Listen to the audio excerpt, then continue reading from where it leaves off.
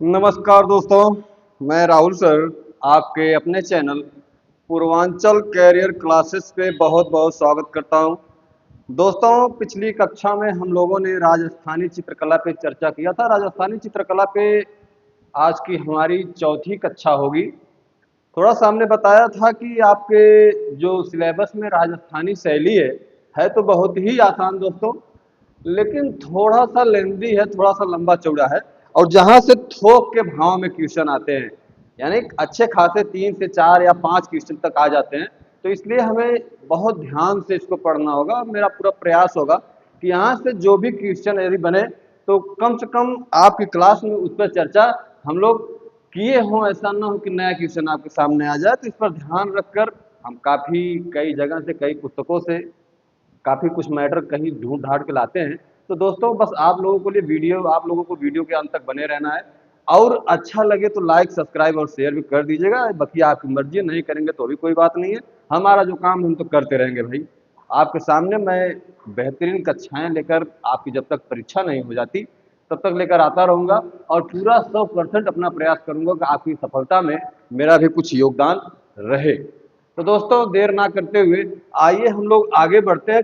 कल की कक्षा में हम लोगों ने राजस्थानी शैली के अंतर्गत हाड़ौती शैली की चर्चा तो हम लोगों ने कर ही लिया है। हाड़ौती शैली के बाद हाड़ौती शैली में हम लोगों ने कोटा, बूंदी, झालावाड़, ये तीनों उप शैलियों पे भी विस्तार से चर्चा कर लिया था।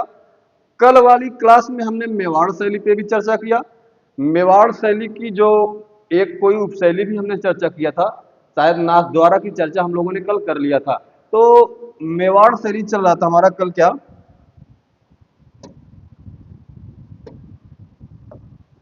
राजस्थानी शैली।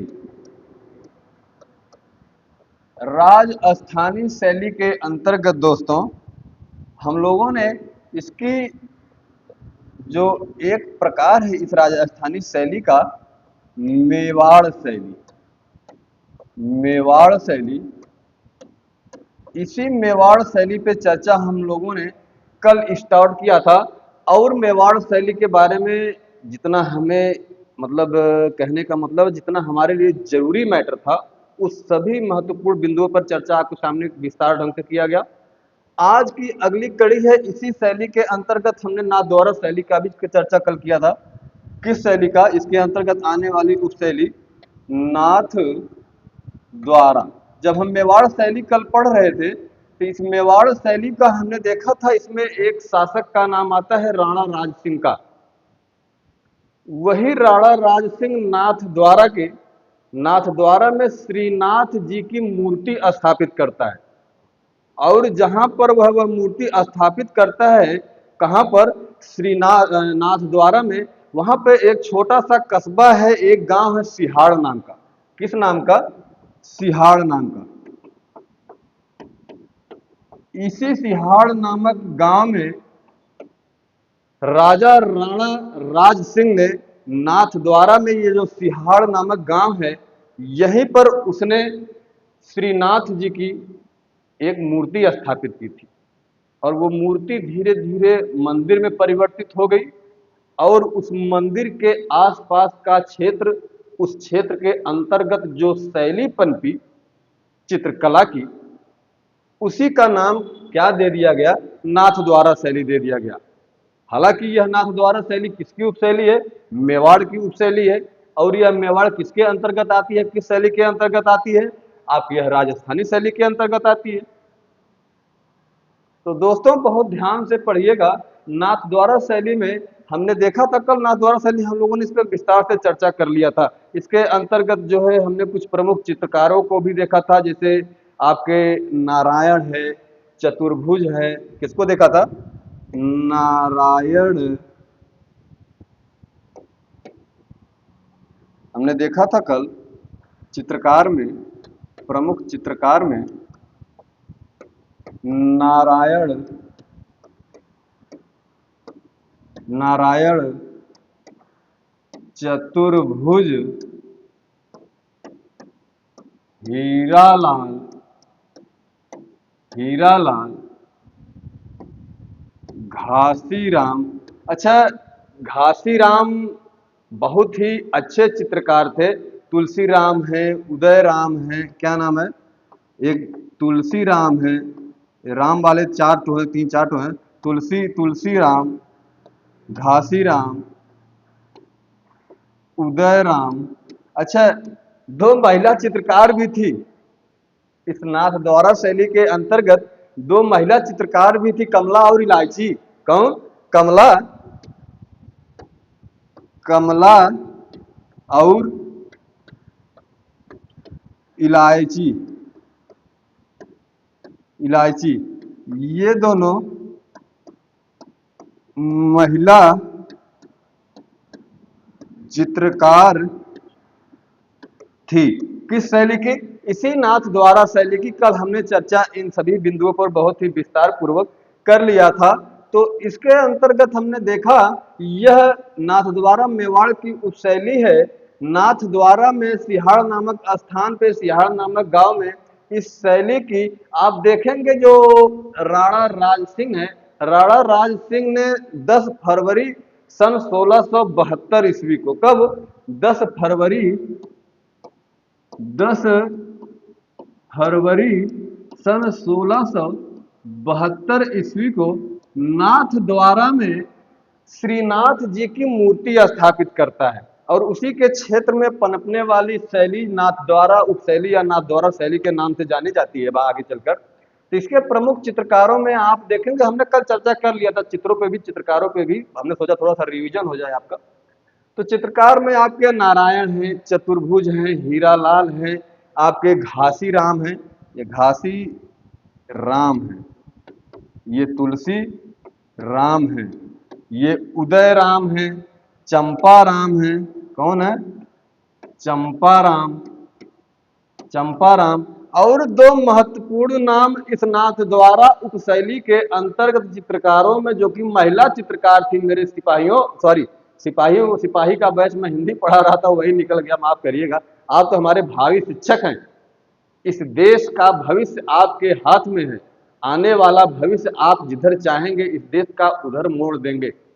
और आप बहुत अच्छे लोग हैं, आपकी तैयारी एकदम चरम पे है, ये हमें पता है। आप बहुत तेज तर्राक हैं, आपकी तैयारी बहुत ठीक ठाक है। बस आप रिवीजन करते रहिए, अपनी तैयारी में धार देते रहिए, ताकि परीक्षा में आप एक बहुत ही अच्छा और सफल स्कोर कर सकें और परीक्षा में सफल हो पाएं। तो दोस्तों, ये घासी राम है, तुलसी राम है, उदय राम है, चंपा राम है, हीरालाल है, चतुर्भुज है, आपके नारायण है, कमला और इलायची, ये दो महिला चित्रकार किस शैली में पाए गए, किस शैली के चित्रकार हैं? यही जो आपका नाथ द्वारा शैली है। और इसमें नाथ द्वारा शैली में आप देखेंगे 24 उत्सव, कितने?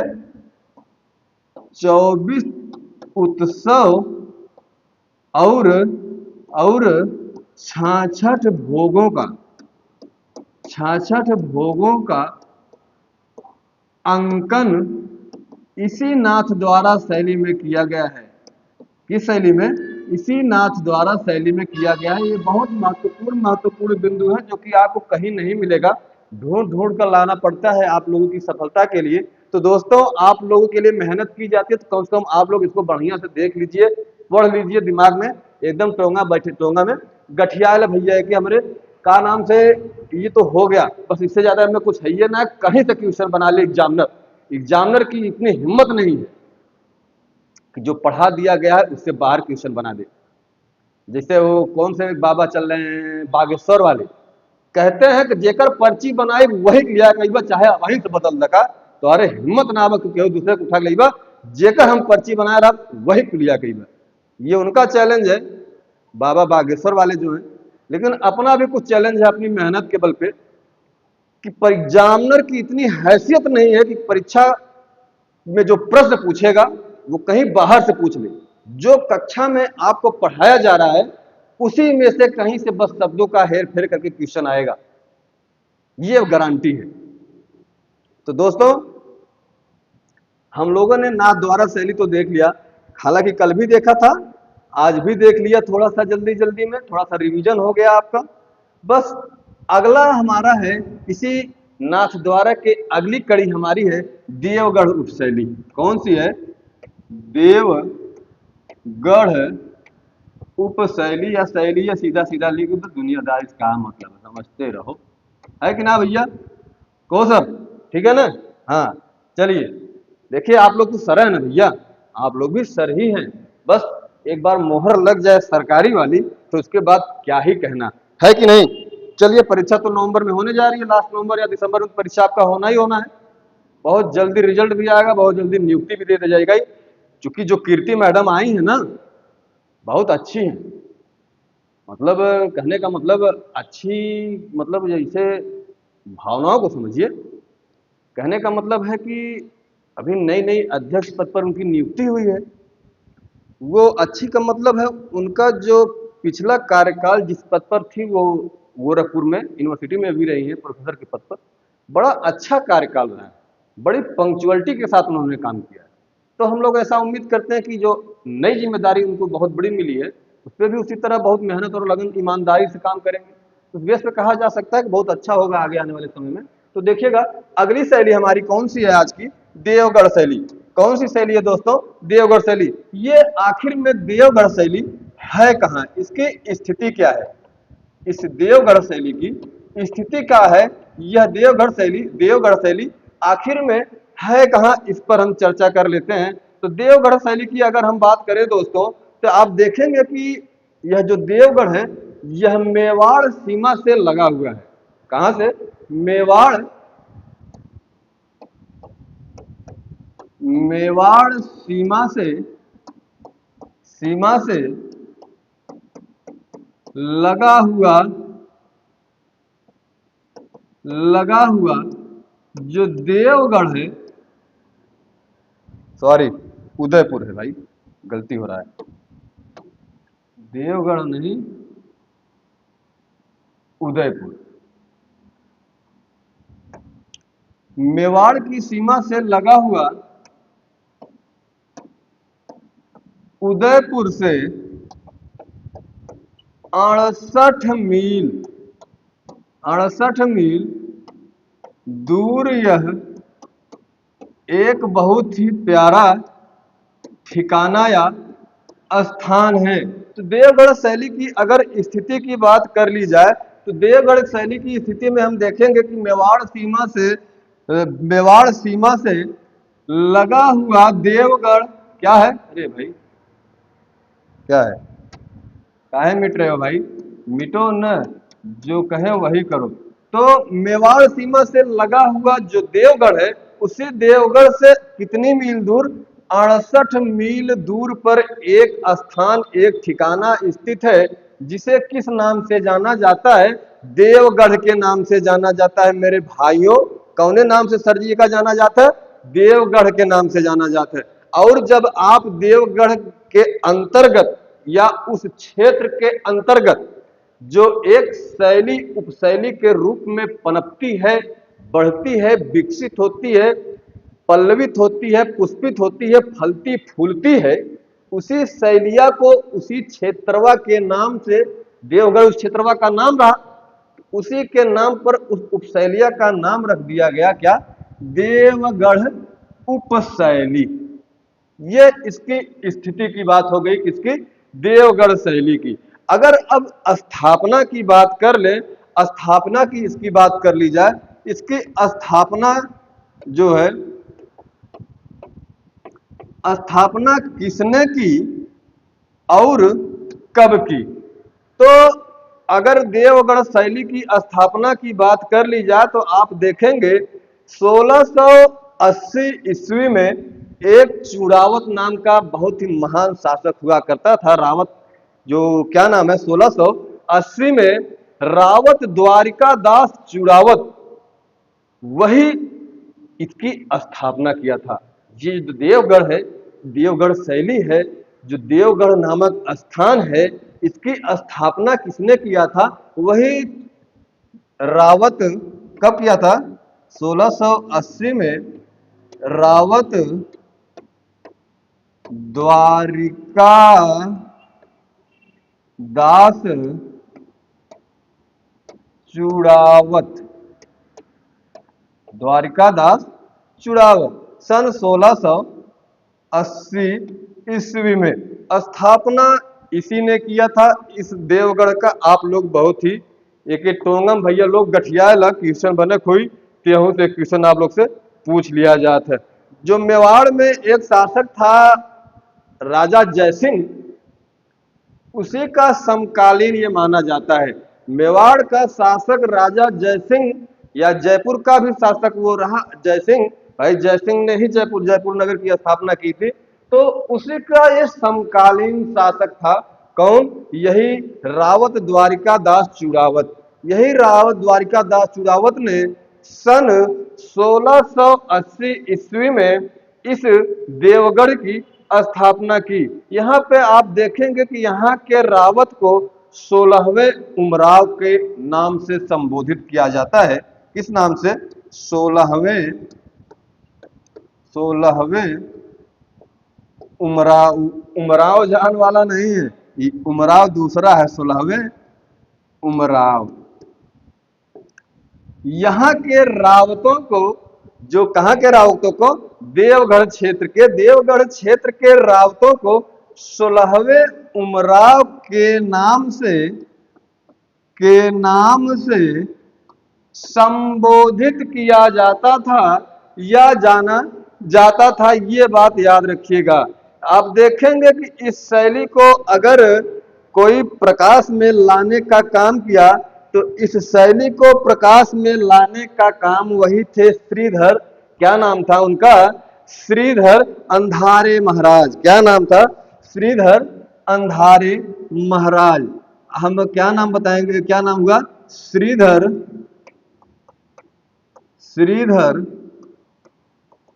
अंधारे महाराज। यही श्रीधर अंधारे महाराज ने इस देवगढ़ शैली को प्रकाश में लाने का काम किया। आपसे क्वेश्चन सीधा सीधा हिट करेगा कि मेवाड़ की उपशैली या मेवाड़ शैली के अंतर्गत आने वाली मेवाड़ की उपशैली देवगढ़, जो देवगढ़ को प्रकाश में लाने का श्रेय किसे निम्नलिखित में से किसे जाता है? तो क्वेश्चन ऐसे पूछेगा और ऑप्शन 3 और रख देगा और एक ही मामा का नाम रख देगा, जिसका मामा का कहे मामा कह लो, का दिक्कत है? श्रीधर अंधारे महाराज की। यही श्रीधर अंधारे महाराज इस शैली को क्या करते हैं? प्रकाश में लाने का काम करते हैं। आप देखेंगे कि इस शैली में मेवाड़ शैली के विपरीत, आप मेवाड़ शैली में पीले रंग का प्रयोग एकदम नाम मात्र एक प्रकार से कह सकते हैं कि नहीं हुआ है। कहीं कहीं थोड़ा सा हाशिए और कहीं कहीं बहुत नाम मात्र प्रयोग हुआ है, लेकिन ठीक उसी का विपरीत, इस मेवाड़ शैली का ठीक विपरीत ये जो देवगढ़ शैली है, इसमें पीले रंग का, कौन से रंग का? पीले रंग का प्रयोग बहुत या ज्यादा ही लिख देते हैं, ज्यादा किया गया है। ध्यान दीजिएगा, एक एक बिंदु पर एकदम बने रहिएगा और बहुत ही ध्यान से पढ़िएगा। तो मेवाड़ के विपरीत देवगढ़ शैली में पीले रंग का प्रयोग कुछ ज्यादा हुआ है, अधिक हुआ है। अगर हम इसके अंतर्गत कुछ प्रमुख चित्रकारों की बात कर ले कि कौन कौन से प्रमुख चित्रकार हैं किस शैली के अंतर्गत, तो ये देवगढ़ शैली के अंतर्गत प्रमुख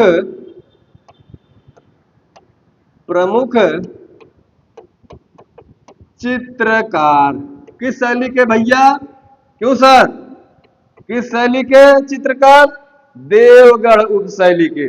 तो दोस्तों देवगढ़ उपशैली के चित्रकार, प्रमुख चित्रकारों की अगर बात कर ली जाए तो सबसे प्रमुख चित्रकार, इसका एक नाम आता है चौखा का। चौखा सबसे प्रमुख चित्रकार इस शैली का रहा है। क्या नाम है? चौखा।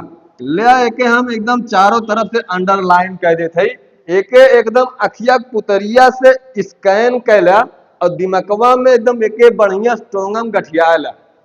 ई चोखा ना हो खाए वाला इलाहाबाद वाला, ई चौखा हो, का हो, चौखा हो। और ई चौखा बहुत ही प्रमुख चित्रकार रहा भैया किस शैली का, तो सर जी यह कौन सी शैली का, देवगढ़ शैली का। इसके अलावा भी कई चित्रकार हैं लेकिन प्रमुख चित्रकार यह चौखा रहा। बकिया बगता है, कंवला है, बैजनाथ है, कौन है, लिख ही देते हैं। बगता, ये ऐसे बगता, कंवला, बगता, कंवला, बैजनाथ, हरचंद, क्या लिख दे, क्या सिस्टम बोर्ड वाला भी थोड़ा सा ना भैया अपडेट नहीं हो रहा, मजा नहीं आ रहा है। हमारा कोई भाई अगर इसके बारे में कुछ विशेष जानकारी किसी को होगी कि कहाँ से अपडेट होता है बोर्डवा, हम लोग जब से लाए अपडेटेड होता था पूरा, जैसे रहा वैसे पड़ा हो, बल्कि इनमें एक आध फंक्शन कुछ करो जैसे कमे हो जाए। तो भैया हो, तो आप लोग हर ध्यान दा, आप लोग के ध्यान हमें हर आकर्षित करे चाहब कि हर देवगढ़ के जो प्रमुख चित्रकार हैं, इन देवगढ़ के प्रमुख चित्रकारों पे आपका जो है ध्यान आकर्षित करना चाहूंगा मैं। तो भैया ये जो चौखा है, बक्ता है, कंवला है, बैजनाथ है, हरचंद है, और कौन है, एक है नंगा महाराज, क्या नाम है, नंगा महाराज, और एक है कंवला, यही वाले कंवला, बस तो कंवला फर्स्ट है कि कंवला द्वितीय है। आदि आदि चित्रकार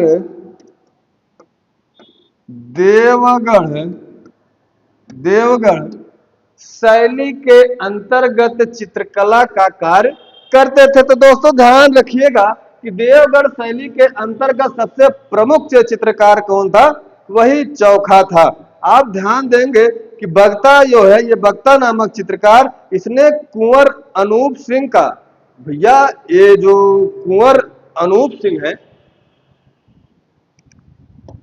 थोड़ा सा कलर चेंज कर ले सर, है ये वाला कुंवर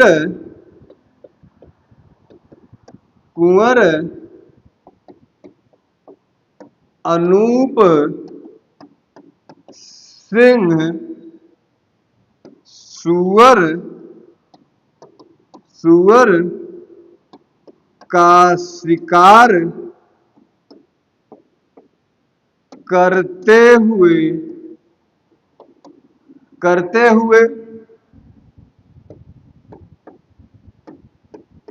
गोष्ठी का चित्र, ये चाहे कुंवर अनूप सिंह सुअर का शिकार करते हुए वह गोष्ठी नामक चित्र जो बनाया, उसे यही बगता ने बनाया था। ये द्वितीय न ई वाला बगता, किसका चित्र है यह, चित्रकार बगता, बगता ने बनाया था। चित्रकार लिख देते हैं, चित्रकार। कुछ प्रमुख चित्र और चित्रकार हैं जो कि आपको बहुत ही ध्यान से पढ़ना है, एकदम दिमागवा में एकदम कॉपी करना भैया हो। देखा सर जी, जो प्रमुख चित्रकार हैं यही नमवा पर्याप्त है, एकदम बहुत कसम बता रहे, बहुत सफिशियंट मैटर है। एक किताब, दो किताब, तीन किताब में भी आप ढूंढेंगे तो नहीं पाएंगे, लेकिन आपके लिए मामला है, आपका भाई लगा हुआ है दिन रात, तो किसी न किसी तरह कहीं ना कहीं से तो बढ़िया बढ़िया चीज लाना ही पड़ेगा, है कि ना। तो सर जी ये प्रमुख चित्रकार हो गए।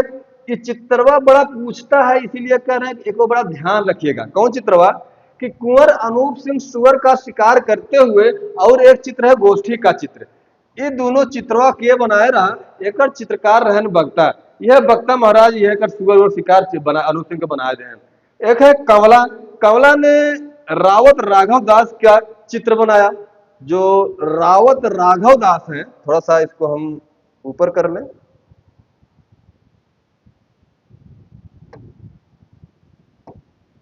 रावत राघव दास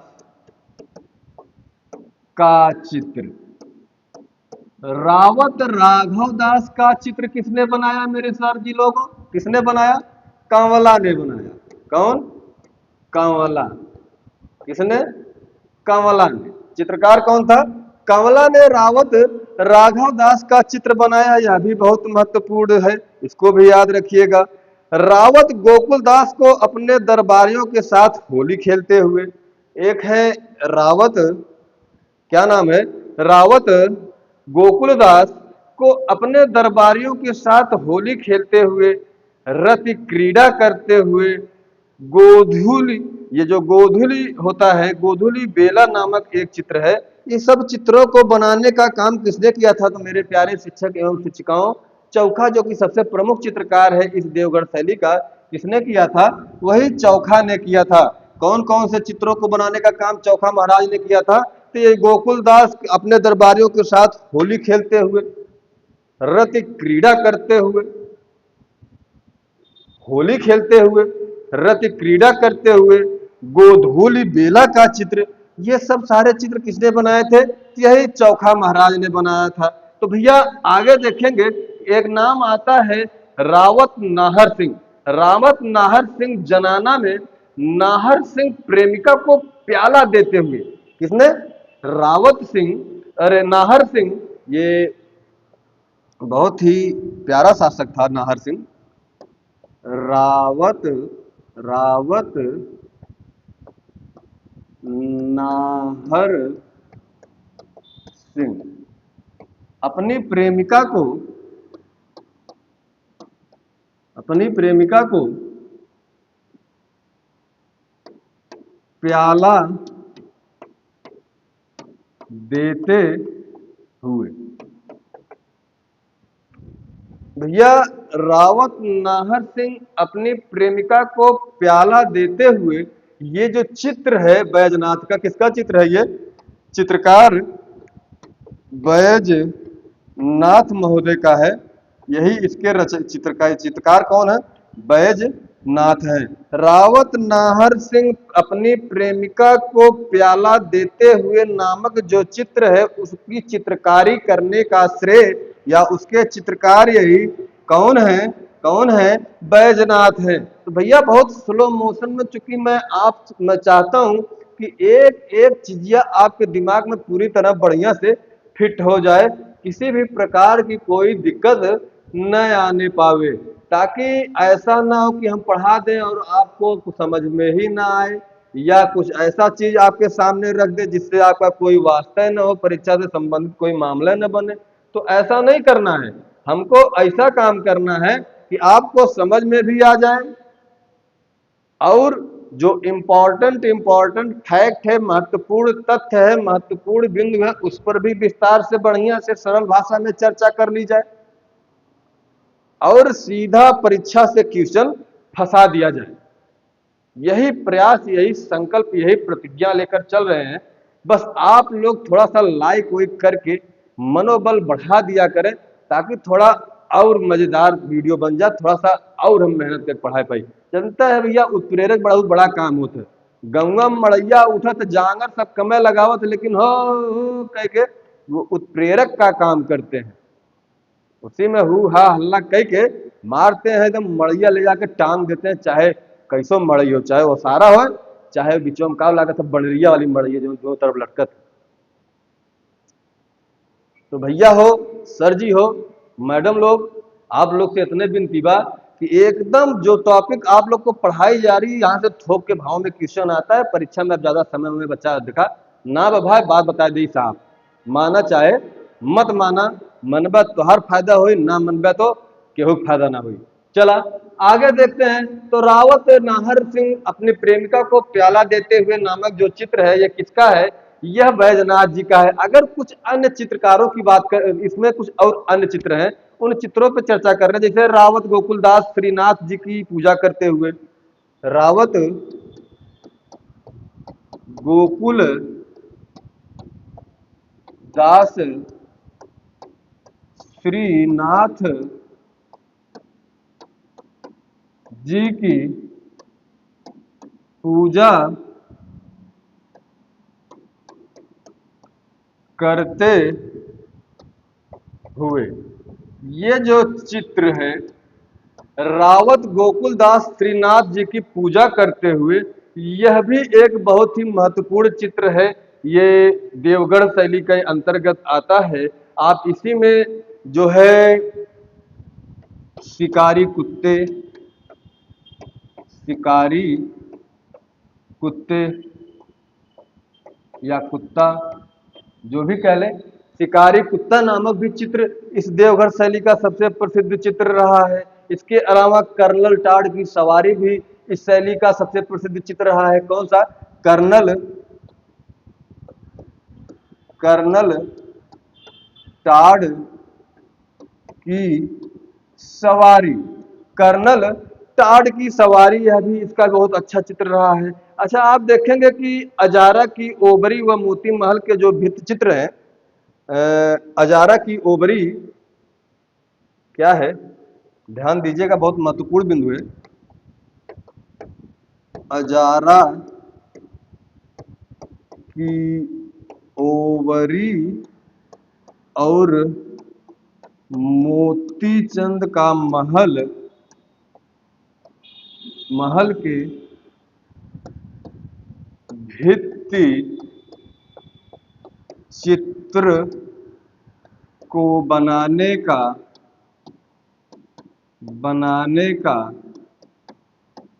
श्रेय यही चौखा महाराज हैं को जाता है। यानी चौखा महाराज, हमने कह दिया कि सबसे प्रमुख चित्रकार इस देवगढ़ शैली का अगर कोई है तो यही चौखा महाराज है। कौन है? यही चौखा महाराज। अजारा की ओबरी, ओबरी माने भंडार, अजारा की ओबरी, मोती महल के भित्ति चित्र, कौन से? मोती महल के भित्ति चित्र किसने बनाने का काम किया? यही चौखा महाराज ने बनाने का काम किया। कौन? यही चौखा महाराज ने बनाने का काम किया। तो दोस्तों, देवगढ़ शैली के लिए बहुत पर्याप्त मैटर हो गया। एग्जामिनर के कहीं से क्वेश्चन बनाई, क्वेश्चन एम से आ जाए, वो अपने आप कितना बड़ा 30 मार्क का समझी, कहीं से क्वेश्चन ढूंढ के लाई। अगर ये क्वेश्चन बनावे चाहिए तो इससे ज्यादा वो कहीं से क्वेश्चन बना ही ना सकते। तो आइए, यहाँ पे हमारी समाप्त होता है ये जो बिंदु था छोटा सा देवगढ़ शैली का। इसका एक तीसरा भाई है, क्या नाम है उसका? नाथ द्वारा हो गया, देवगढ़ हो गया। हम उदयपुर के बारे में पढ़ लेते हैं थोड़ा सा। किसके बारे में? इसके तीसरे भाई, तीसरी उपशैली उदयपुर। क्या नाम है? उदयपुर शैली। तो सर जी लोग ध्यान से देखिएगा, मेरे भावी शिक्षक एवं शिक्षिकाओं, आप लोगों से विनम्र निवेदन है कि 5 मिनट 3 मिनट ज्यादा से ज्यादा, बहुत छोटा सा टॉपिक है, इसको भी देख लीजिए, बहुत बढ़िया से समझ लीजिए, ताकि क्वेश्चन यहाँ से आए तो आपको किसी भी प्रकार की कोई दिक्कत न होने पाए। लाइट कट गया कहा? अच्छा, लाइट आ गया, कट नहीं गया, लाइट आ गया। तो भैया, अच्छा, ये जो उदयपुर शैली है भैया, एक पूर्व का वेनिस कहा जाता का, पूर्व का वेनिस बहुत इंपॉर्टेंट चीज है, बहुत इंपॉर्टेंट बिंदु है। उदयपुर शैली को पूर्व का वेनिस कहा जाता है। अगर स्थापना की बात कर ली जाए तो देखिए उदय लगा हुआ है ना, तो यही उदय प्रताप इसके संस्थापक माने जाते हैं। अगर इसकी संस्थापक के बारे में पूछ ले आपसे कभी उदयपुर शैली के, तो बता दीजिएगा कि ये उदयपुर जो लिखा है वही महाराणा उदय प्रताप प्रताप सिंह के द्वारा इस शैली का, ये जो उदयपुर है, इस उदयपुर की स्थापना की बात की जाए, जिसे पूर्व का वेनिस कहा जाता है, उसकी स्थापना महाराणा उदय प्रताप सिंह ने की थी। और यह मेवाड़ की राजधानी भी रही है उदयपुर। यह भी नोट करिएगा कि यह उदयपुर मेवाड़ की राजधानी भी रही है। आप देखेंगे कि उदयपुर, ये जो है, ये जो उदयपुर है, यह झीलों के लिए और साथ ही साथ पटचित्रों के लिए, पट चित्रों के लिए